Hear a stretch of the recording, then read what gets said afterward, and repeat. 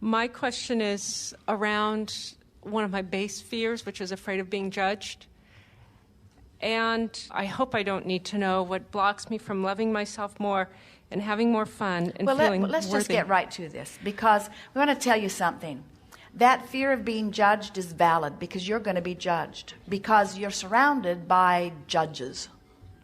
So it's a valid fear because you're going to be judged. You can't walk through a room that people don't observe you and from their perspective form an opinion and a conclusion relative to you. You are the wrong color for some, you're the wrong religion for some, you wear the wrong clothes for some, you have the wrong color of hair for some. In other words, you're going to be judged, and on and on and on and on it goes. The only way that you could ever really get rid of that experience of being judged, in other words, that action journey of being judged, is if you went and lived in a cave where no one would ever see you. And then you'd worry about the cockroach, or then you'd worry. Then you see the little squirrel, and you say, "What are you thinking about?" So you're going to be judged. It's a fact of living in an environment where other eyes will see you. That is your action journey. But you can be judged and care deeply about it, and you can be judged and not give a rip about it. And the difference between that is the difference between living happily ever after and being tortured, because you can never be the right thing for even most of them. You can't even always please your mother, even when you try really, really hard, because she's fickle. Some days she's connected and some days she's not. And on those days she's not connected, give it up. And there are so many of you who tried so hard to please her anyway and then came away concluding you were a failure because you were incapable of making her feel good. You thought you should be able to. You thought you should be able to stand on your head in enough different ways to make something better for someone, that you could suffer enough to make it better for others. And you cannot, you see. Can't get poor enough to help poor people be prosperous, and you can't get sad enough to help sad people get happy, and you can't get perfect enough to help people who want you to be perfect see that you are perfect, because they are fickle. And we don't mean that unkindly. It's just the way it is. Everyone's looking through their eyes from their perspective, and they are thinking what they're thinking, and they are going to evaluate everything they see. They evaluate the sky, they evaluate the roads, they evaluate everything. It's part of the deciphering process. It's part of the preferring process. It's part of the concluding, molding of the clay process. They're not wrong in doing that. It's natural. Everyone does it. You look around, you conclude, you prefer. It's part of life. It's the action journey. It's okay. It's the way that it is. I can hate it or I can love it. I can embrace it or I can push against it. Living conditional love is really tiring. Conditional love says, I want to feel good, but I can only feel good under these conditions. Unconditional love is freeing. In fact, it's the only place where freedom is. Unconditional love says, I can feel good no matter what the conditions because I have power of focus. How do I love myself more? How do I bring myself to feel more worthy and deserving and have more fun? And I already feel much closer to that. Well, a big piece of it has already fallen into place because everyone naturally loves themselves. There is nothing more natural than for you to feel the way you feel. And the you we're talking about is that source energy you that came forth lovingly into this experience, who loves what it sees. In other words, the essence of you, the energy of you, the soul or source of you is love. And you train that out of yourself primarily in the way that your first question amplifies, in that you worry about what this one and that one and this one and that one think of you. In other words, if it were not for your awareness that someone is looking at you and disapproving, you would never lose that sense of self-appreciation to begin with.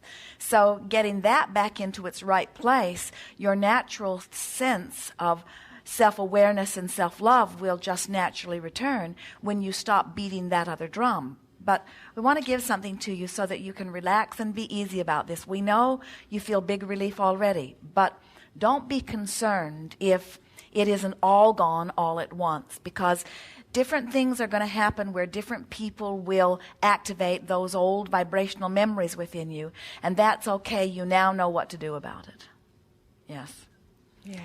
How do I love myself? The answer to that is just stop not liking yourself.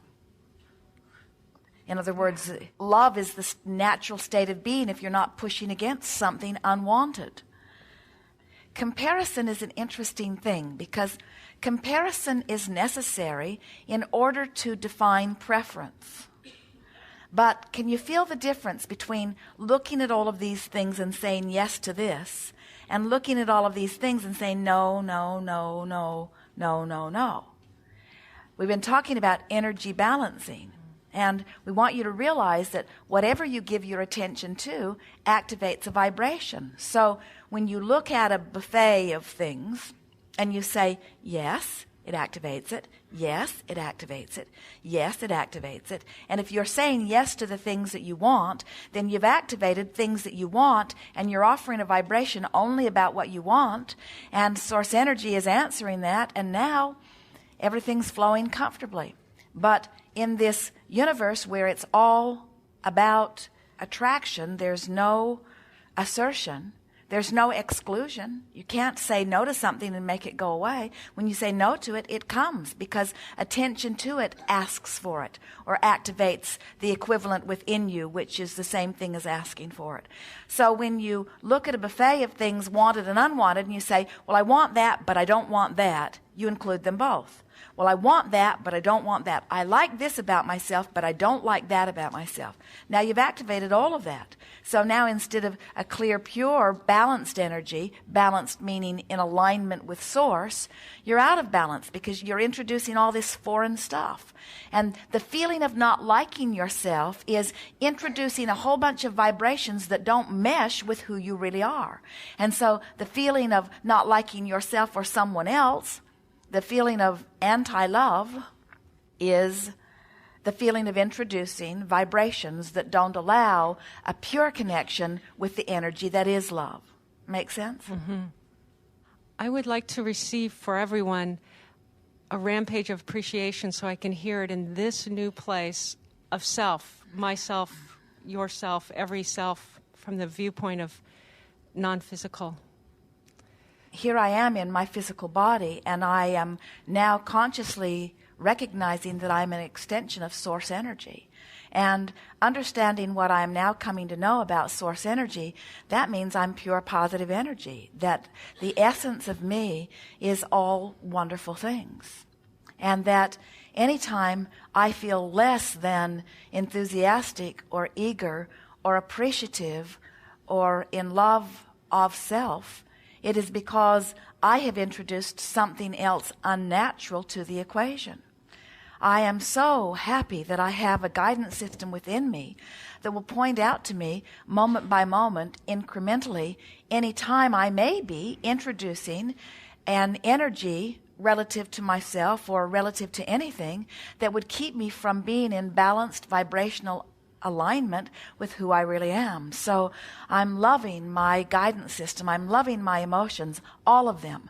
I'm loving the ones that feel wonderful, and I'm loving the ones that don't feel so wonderful, because all of them are there to assist me in tweaking myself moment by moment, gently, more and more, subject by subject, into vibrational alignment. I love that there's no race to run about this. I love that I'm an eternal being and that I can take my time in it.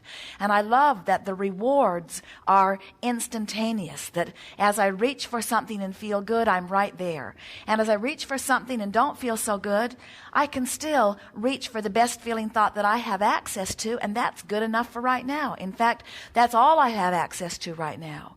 I'm no longer going to ask myself to feel good when I feel bad. Instead, I'm just going to ask myself to feel a little better than I'm feeling, understanding that if I feel really bad and I try to feel a little better and do, and then I still don't feel very good, but I try to feel a little better and do, and I still don't feel all that good, but I try to feel a little better and do, and I still don't feel all that good, but I try to feel a little better and do, and now I'm feeling pretty good, but I'd like to feel better, and I do, and now I'm feeling pretty darn good, but I'd like to feel better, and I do, and now I'm feeling really good, and I'm loving feeling really good, and I can hardly remember not feeling good, but I'm not worried about not feeling good, because I know if I ever don't feel good, I can just try to feel a little better, and I will, and now I'm feeling really, really good, and I'm loving loving it. And now I notice that person over there is noticing that I'm feeling pretty good.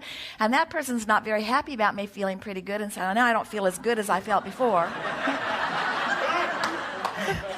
But it's all right that I don't feel as good as I felt before, because I know that I can feel as good as I want to feel, and where I am is okay. And I'm not mad at that person or at me because I don't feel so good, because I know that all I have to do is try to feel a little better, and I can feel a little better, and I do. And now I feel utterly free. I'm no longer afraid of not feeling good, because I know how easy it is to move from not feeling very good to feeling a little better. But I'm no longer going to ask the impossible of not feeling good and feeling really good. I'm just going to feel a little better and a little better and a little better and a little better and a little better. And I know there's no place that I cannot get to from there. Yes. Thank you.